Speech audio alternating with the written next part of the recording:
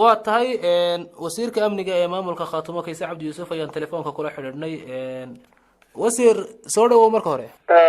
weriye khadar waa ku salaamaya adiga iyo intay dhegaysanaysaba waana dhowahay. ugu horeyn halkee igala hadlaysaa hadda, halkaad joogtaa? balcad baan joogaa iyo beryahanba ku sugnaa. ma gudaha magaalada joogtaa mise deegaanada u dhow? wallahi mar aan gudaha ku jiro iyo mar aan dee koonayaasheeda iyo agagaarkeeda iyo berkadeeda jooga uun dee nimanka cadowga ah ee soo duulaad maqasheen kuwa baanu mar walba iska agdhownahay ama wada joognaa. bal nooga waran xaaladda deegaanka marka hore see tahay deegaanka xaaladiisa guud ahaan ilaa 15 bishan oo ciidamo Somaliland yimaadeen kadib? guud ahaan xaalad cakiran oo dhiban baa lagu jiraa. waad ogtiin oo dadki waa qaxay waana sii qaxayaa saacadda ka dambaysa. waa barakac baa dadkaa ku dhacay.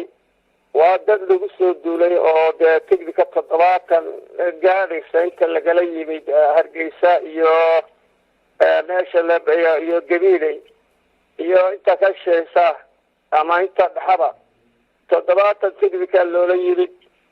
waa dad guryahoodii loogu yimid oo cadow dilaya aan u naxayn oo ay ugu yimaadeen.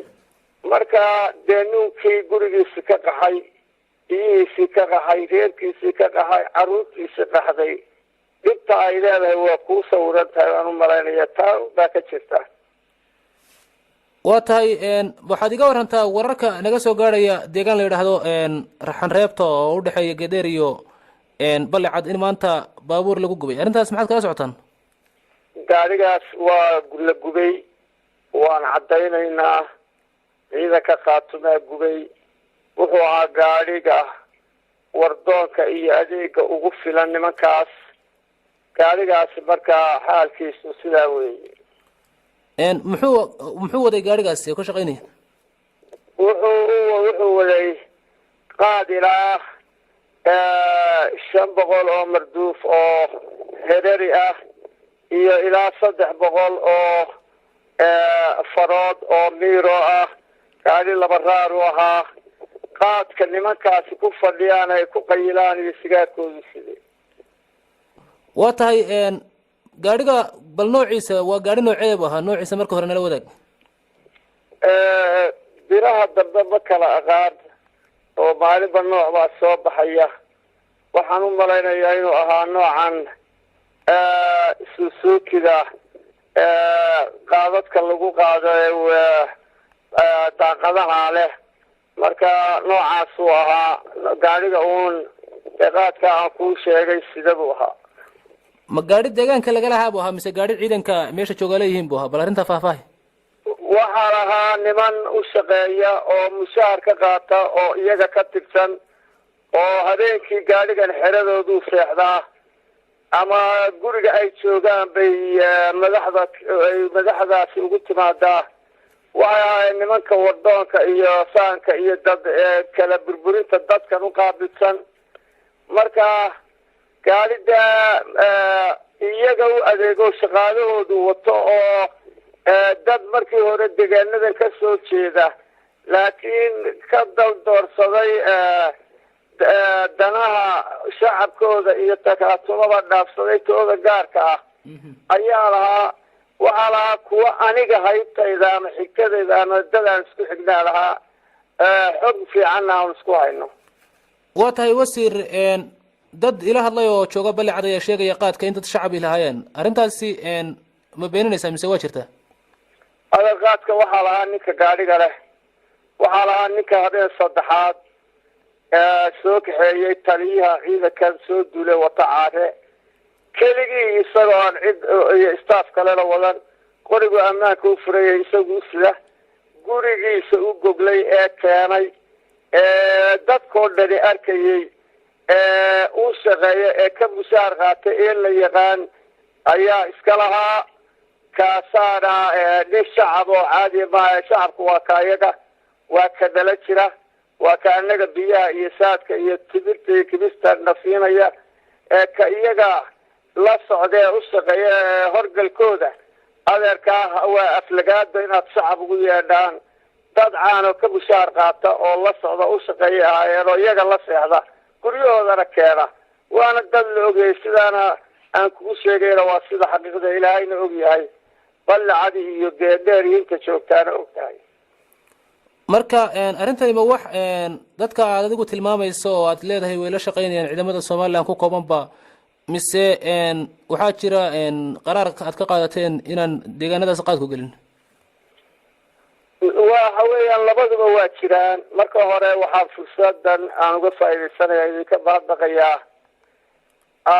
ciid kasta oo deegaanka hadda ciidamada ay ku sugan yihiin ee Woodwood iyo Balcad inaan wax qaadan la keeni karin baan halkan uga soo jeedinayaa cid kasta oo qaad ka shaqeysa waxaa ballana ninkii baaqa maqli waaya ee qaad Balcad u soo qaada geedheer u soo qaada Woodwood u soo qaada waxaan nagu dhidar ilaahay inaan sida ka aan u gubnayno qaadka looba keeni karo qaadku waa salka ay ku fadhiyaan nimankani waa waxa dadka iyaga lagu jeedinayo waa waxa caruurtayada lagaga dhalandooriyey ee daroogada ah ee lagu jeedinayo ee wada saxan leefta iyo dhadhan raaca ka dhigay marka hore qaadka digreeto wasiir baan ku joojiyey deegaanada aan joogo ama colaadu hadda ka aloosan tahay bayna ku aadan tahay nin qaad keeni karaana ma jiro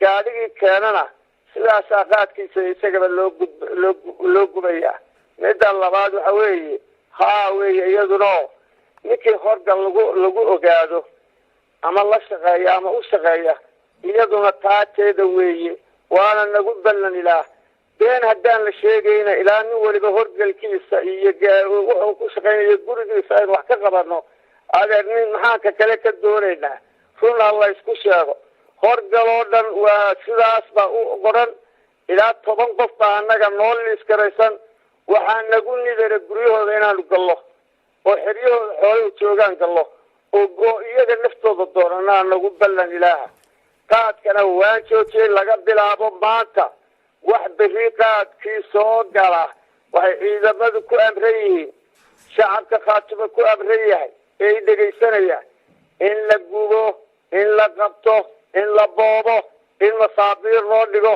in cadowga qaad uun u gudbin inaan caruurteena qaad lagu jeedin oo loo sara istaago in cud qaadka oo awoodda ugu weynima ku adeegsanayaan inay meesha ka baxdo taana shacabku nagu gacan siiyo oo nalagala shaqeeyo dad badan ayaa aaminsan in qaadku uu yahay ganacsi dad shacab ahina wataan soo lama dhihi karo dad badani ma aamini karaan markaad saa u hadlayso inaad qaar ka mid ah shacabkii curyaamin dhaqaale ku wadaan go-aanka hadda qaadataan ninkii qaad risiqiisu qaad ku xidhnaa ilaahayba risiqiyu siin adeer annaga caafimaad daro caruurtayda ku hayay hablaha iyagaa lagu qaribayey caynamada iyagaa lagu qarimayey jihaadka iyagaa lagu haqaldaacinayey maalintii waxaa 5 cishe Balcad ay joogeen nimankani maalin walba baa qaada oo bilaasha loo qaybiyaa dhalinyarada Balcad si aynan madaxa u qaadin si ay